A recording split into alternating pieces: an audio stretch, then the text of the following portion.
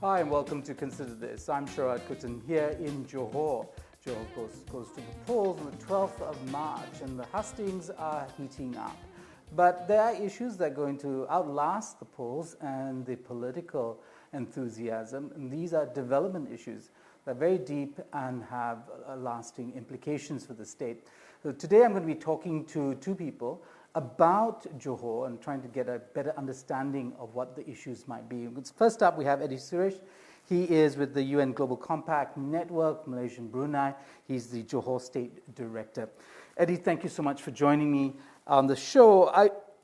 Help us understand how to look at Johor in terms of development issues and what are the challenges for the state?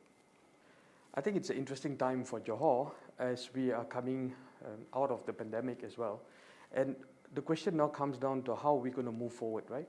So do we talk about development per se, or do we look at sustainable development? Now that changes the conversation a bit more, right? And I think the way to move forward will be to look at sustainable development as being part of the backbone of how we are going to move forward, right? And it's important to look at the environment, social, and governance aspects of how we are going to move forward. So I think it's an interesting time for Johor because now we get to move forward post-elections, post-pandemic. Now the question is, what will be the steps that we're going to take in order for us to progress holistically? Right, okay. So the question, of course, is until this point, and perhaps until the point of the pandemic, what characterized development in Johor? Was it characterized by sustainability?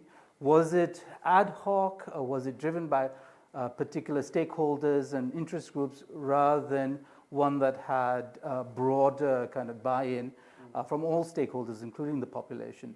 How would you characterize it? I think I would also like to tap into the Sustainable Development Goals to answer this question. I mean, when we look at SDGs 17, which is Partnership for the Goals, then you get a good mix of participation, right? You've got community participation, you've got civil society organizations also participating, and private sector is also playing their part. So when you look at development, of course you have governments coming up with policies, and the Johor state has been coming up with interesting policies to align sustainability into the way forward. But most importantly, are the people also understanding the articulation of the subject, right? And the sophistication of understanding how to implement it as well. So it's good to see that there is a good movement of mix. You have the civil society organizations also playing their part in making sure that the development is holistic, that no one is left behind.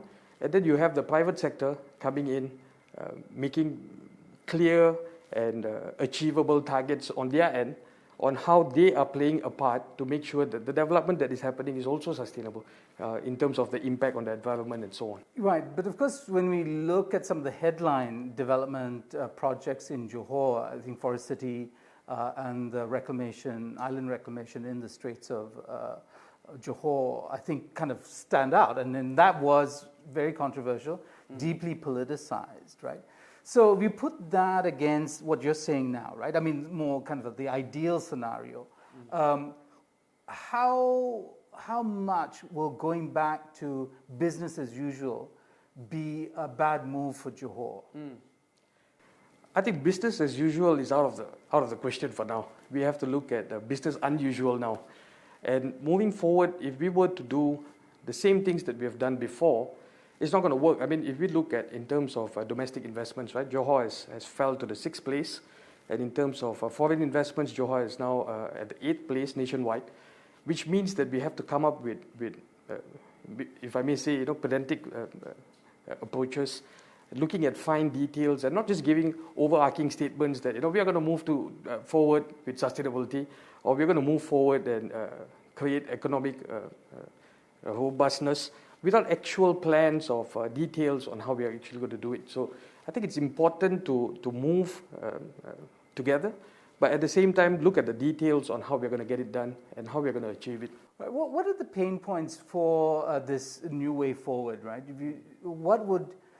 Who lose out in it, and more importantly, what is the capacity for the current stakeholders to actually deliver on such plans? it's an important question that you're asking because everyone looks at the cost of development, right? So even if you're going to ingrain sustainability into development, then there's going to be new costs. But I would like to take the approach of looking at it from the lost of opportunity perspective, you know. So if we don't ingrain, for example, sustainability into our way forward, right, then there will be loss of opportunities that we are looking at. And the loss of opportunity justify the need to invest into planning sustainability as part of the way forward, right? So if not, you're going to lose out. Globally, you have investors asking for ESG risk assessments, and also you have conscious consumers now also demanding to have products or services that are sustainable, right? So when you factor in the costs, you're also looking at it more of an investment point of view, whereby you don't lose out in terms of opportunities, right? So it's a good balance, and if you don't do it now, then that's what you're losing. You know, so the lost opportunity is something that we have to definitely look at. So that's your argument against people who say the cost is too high to take on new approaches. But okay, Johor is a state within the federation. It, of course, is very proudly so. Kind of sees itself as, you know, somewhat autonomous. But Johor has to contend with Kuala Lumpur and the national plans. It also has to contend with Singapore, right on the border, right? So how does Johor negotiate, do you think, these things? I mean, and are there incentive structures being created, either at the federal level or because of our relationship with, say, Singapore, that are going to invariably shape the way Johor negotiates the future? Definitely. I think the Singapore factor is very important for Johor. And I think Johor also sees itself as a complementing factor to Singapore, right? And if I may add, competing with Singapore perhaps is not the angle that we will be looking at, but complementing the entire approach is something that is very important. So federal government has its agendas and its plans, but I think on a local level it's important to see how local councils, for example, MBJB or MPPG, you know, they are also understanding that we have to complement Singapore. So for example, Singapore has a net zero ambition, right? And this will eventually cascade down to supply chain. And Johor, many companies in Johor actually supply to Singapore, which means that, you know, a license to operate for us will eventually mean that we will also need to adapt some principles from Singapore. And for us to continue doing business with them, we will have to change our approach as well. So it's an interesting mix on how we are moving towards the next phase of things. But understanding that we want to complement what Singapore is already doing, changes our positions as well, whereby we will need to take in some of their values as part of our principles to move forward as well. Right. Because we are in campaign season, and there are now a whole raft of manifestos about how Johor is going to move forward, without necessarily kind of commenting on the various manifestos, what would you, as a Johorian, as somebody who's voting, whose family is here, what do you think any of the coalitions, whoever wins and whatever government is formed, can immediately start putting in place in order to address the kind of issues on the side of environment or sustainability or the kind of social needs that have developed? I think it's important to look at from the economic perspective as well. As you are aware, Johor has taken a little bit of a beating thanks to the pandemic, right? So I think it's important to see what will be the plans that the elected leaders are going to come up with in terms of making the economy of Johor more robust, right? So we've had issues in terms of poverty, for an example, if I were to tap into that. In 2019, our relative or absolute poverty was at 0.2%, and post pandemic, you know, we went up to about 2.5%. So that means that we are having issues in terms of poverty, which now comes back from economic issues as well, right? So we've had about 14 hotels in Johor Bahru that have closed down, which means that, you know, there are thousands of people who have lost jobs. So I think high on everyone's mind will be how will we move forward in terms of economic robustness. You know, will there be new job opportunities? It's not just creating or upskilling people, but at the same time giving them the opportunity to land a job that suits what they upskill themselves for, and having that opportunity to have new business opportunities as well. So I think it's important to have that economic question inside whoever is coming in as the elected. Right, because this is slightly maybe a political or philosophical question, is that there's an electoral cycle and it often drives government priorities. And if job generation is one of them, because unemployed people are unhappy people, then the question is, will the state be opting for the first person who comes and say, I'm going to invest money, rather than the best person or the person with the best project for the kinds of long-term goals? What do you think, what would your suggestion be to government in terms of balancing both immediate needs and the future needs? My selfish intentions, if I may say that, would be to ingrain sustainability in everything. If it's development, then it should be sustainable development. If it's policy, then it should be sustainable policy, right? So I would like to see sustainability be incorporated in everything. And when we say sustainability, we are also looking at ESG, right? Environment, social, and governance. So we don't want just economic rhetorics coming out, but we also want them to address environmental issues. You see, Johor, for the past 13 years, from 2005 to 2018, our surface temperature has increased by 6.7 degrees. And we have climate-related incidences happening in Johor. We are prone to flooding. We have had heat spells. We've got crop cycle disruptions. We've got many issues when it comes to climate change. So we also need the voice to campaign for climate-related issues and climate change, and we have to rise to the challenge of climate as well, and from the social aspect as well. So it's a good mix. So perhaps putting sustainability and ESG frameworks into the entire approach as we move forward is very important. All right. Thank you so much for being on the show, Eddie. I've been speaking to Eddie Suresh, Johor State Director for UN Global Compact Network, Malaysia and Brunei. We'll be back with more on Consider This. Stay tuned.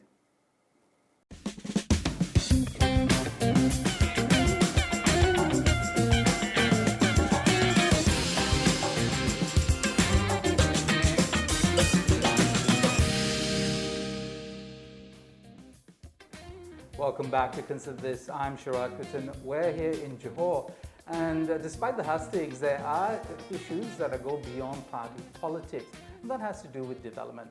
We're going to be talking to the next guest, Manohar Johnson. He's a partner with PricewaterhouseCoopers in Malaysia, in Johor Bahru's office, and we're going to be talking about one of the stakeholders in the development game, which of course is the business community. Manohar, thank you so much for being on the show. We've been talking about development plans and how best to move forward, and recovery is obviously the key word. It's a buzzword now, but that often hides things, right, about what were the givens, as it were. Johor as a state and its development, as you see it, what characterized Johor's development previously, and what might it move on to? Thank you so much, Sharaad, for inviting me to the show today. I guess as someone who's not a Johorian but has lived here for almost the past 6 years, one of the interesting things I found is that Johor is a very livable city. A lot of the development that has taken place in the past, especially in the Iskandar region project, has really brought Johor on par to be like other states, and especially the developed areas, even in like the Klang Valley. And I guess what has characterized the past has been a lot of following Malaysia's industrialized nation model in bringing in FDIs, building up capacity in manufacturing and so on. But over the years, that's also something that has needed to change. As Johor looks forward to the post-pandemic era, the development needs will be different, and it has to take into account some of the global trends that are currently coming into play. Yeah, let's talk about those global trends, because often, when politicians or concerned citizens talk about where Malaysia needs to go, we kind of think of it in sort of national terms, as if Malaysia can, by its own desire, move in a direction, when in fact we are connected to global supply chains, and we are located in an international division of labor that sometimes locks us in. So there is wiggle room, but maybe not as great as we think there is. So I want to ask you about that. What are the limitations? And we plot something like, say, sustainable development for Johor. What will be the limiting factors in the creation and design of those plans? I guess some of the limiting factors really are what I would call self-inflicted. So if we set out a plan that wants to create a sustainable trade hub, Johor is probably well placed for it. From a landmass perspective, it has got plenty of land. It's also got very viable ports because of its location amongst the sea trades of the world. But at the same time, to be sustainable, you would also have to see what areas Johor can play best in within that sustainable place. For example, agriculture. Land is plentiful, so creating a food hub or creating next-gen type of crops is something that can build the state up as part of the development. But how do you get the right kind of crops in place to grow the industry that is needed here? Right. So in Malaysia's development history, and it's a big topic, and I don't think we have time for that, but of course, we have relied on foreign direct investment from many sources, right? Yes. Japan was a huge boon for us, as they were exporting their capital. Today, what are the opportunities for Malaysia? We know China is the big player in the region, and China has become, I think, the top 4 investor in Malaysia through its state-owned enterprises and such. But what are the options for a state like Johor in designing its own economic path? So I would say, Sharaad, that in terms of designing its own path forward, 2 areas worth considering is really in the logistics and healthcare sector. In the logistics, we all know that with the rise of e-commerce, online buying, shopping on example, Lazada, etc., there's going to be a whole need for warehouses and fulfillment hubs. And Johor, by virtue of its strategic location, does have the opportunity to offer that to global players, either on an ASEAN or even on an Asia-Pacific basis. The other area, of course, is healthcare. One of the things that stands out for Johor, of course, is its tourism. And so when we think about medical tourism, for example, or even aged care, maybe the same factors that made me think that Johor or JB is a very livable city could equally attract retirees, not just from other parts of the world, but even from within Malaysia itself. Right, so there is Malaysia, it's a federation. Johor is one of the states of the federation. Is the federal structure going to be an inhibiting or enabling factor for Johor as it plots out these plans? I think working in partnership, and in some ways, I guess what has served Johor well ever since Merdeka, I think all things are possible. A lot, I guess, of the ideas that Johor can move forward does not necessarily involve rewriting the constitution or making one party give up certain rights, at the expense of the other. Working collaboratively can still ensure that Johor uses its strengths to drive the state forward, and at the same time also contributing to the national agenda and coffers. Right, so it's a kind of win-win in the way you put it. What are, again, sort of the limiting factors for Johor? Johor, as many states, have a small revenue base. It's something that perhaps means that they're reliant on the federal government for major infrastructural development. We want to talk about the fiscal space for Johor. What do you see as the challenges there? Yeah, I do agree. The fact that Johor's budget is only close to 2 billion against a federal budget that is in excess of 300 billion does itself tell you where the ability to fund development projects or upskilling projects really will come from. But I think Johor itself can use the sources of revenue that it has under its control to improve and diversify. One interesting area, really, when we talk about environment, which I think Eddie was sharing a little earlier on, was in the area of carbon tax, for example, or carbon pricing. Is that something the state can look into as an arena where it probably gives incentives to corporates or businesses that are working towards sustainable goals, and at the same time a bit of a stick for companies that are pollutants? Right, and can do this independently of federal legislation? Well, there would be some collaboration and mechanism that would be needed, but some of these could potentially even be done at the state level, given that the state controls things like business licenses, the issuance of land, for example, and certain other things that are within the purview of the state. Right. So you mentioned upskilling, and that's a really important issue, because to drive so much of these development plans, you need the right people. In terms of the talent game, where does Johor stand, and what does it need to do in order to strengthen its leverage in this, what actually is the global game, isn't it, of talent? Agree. It has always been a challenge. And that's why when we talk about the brain drain to Singapore, the fact that you've got several 100,000 Johorians working in Singapore does exacerbate the issue of talent and upskilling. Currently, I think Johor has about a quarter of its population that is considered skilled, and probably another 50 or 60% that are semi-skilled. So is that a good ratio? Probably not. If it really wants to move into the high-income nation or high-income state status, I think it really needs to up its game in establishing additional opportunities, not just for people to upskill, but then bringing in the right FDI that allows for these people to live and work in Singapore as opposed to looking elsewhere. Right. Okay. So, living and working in Johor, I imagine, is the issue. Of course, will be, when borders open, and I'm thinking primarily of the Causeway. Will we go back to business as usual? Is that the most likely scenario? Because it's the least painful, as it were. Borders open with Singapore, and basically people rush back to those high-paying jobs in Singapore. I think it's probably going to be a mixture. Definitely not going to be a full resumption of pre-COVID kind of status.